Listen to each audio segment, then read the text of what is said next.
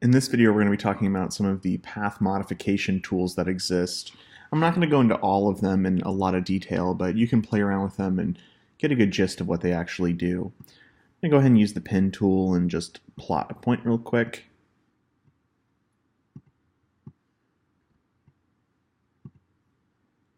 And I've made a shape. Just so we can see the fill, I'm going to add a light blue fill. So we've used the direct selection tool before to modify points.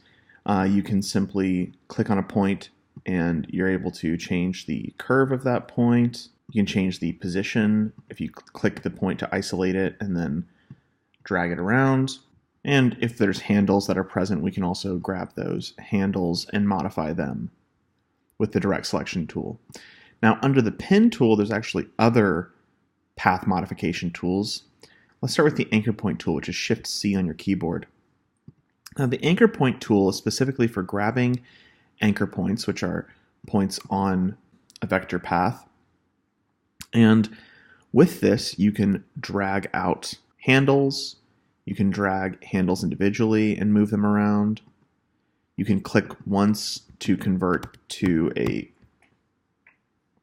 no handle point.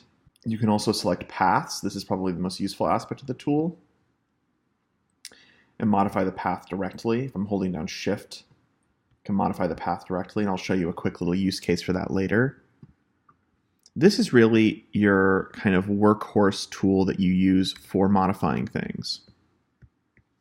Then we have the Add Anchor Point tool. This will let you add points onto a path. So here's an existing path, and I simply click, and it adds a point. Now I'm not going to be able to easily modify the handle, so I just switch to my direct selection tool, and then I can move the handles around and change those. Let's go ahead and go back to that Add Anchor Point tool.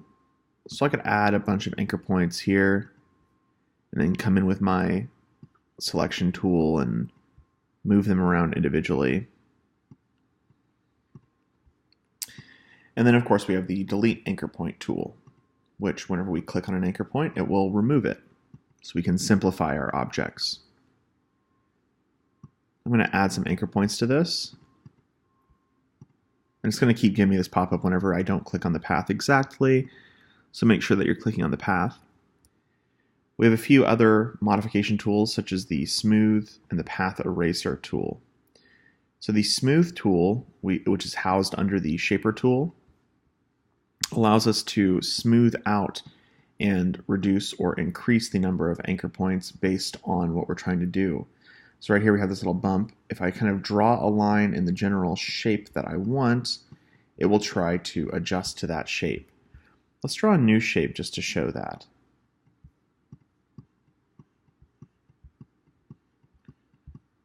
Okay, so I kind of have a wonky shape going now. I grab the Smooth tool and I kind of just gesture in the general shape that I want.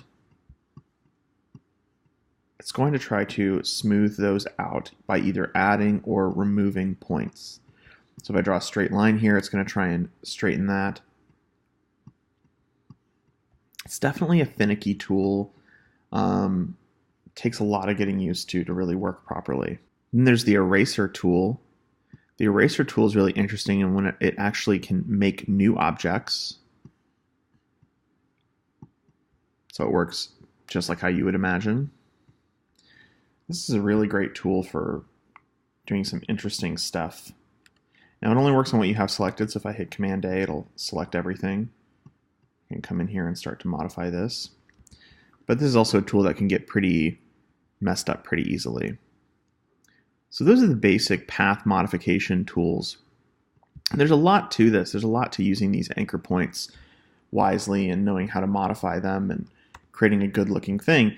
Let's go ahead and show an example of how to use these tools. I'm going to just draw a straight line with 3 points. 1, 2, 3. Hit return because I'm done with the line. Going to switch to my anchor point tool. And I'll grab this path, hold down Shift, and pull it out. Grab this path, hold down Shift, and pull it out.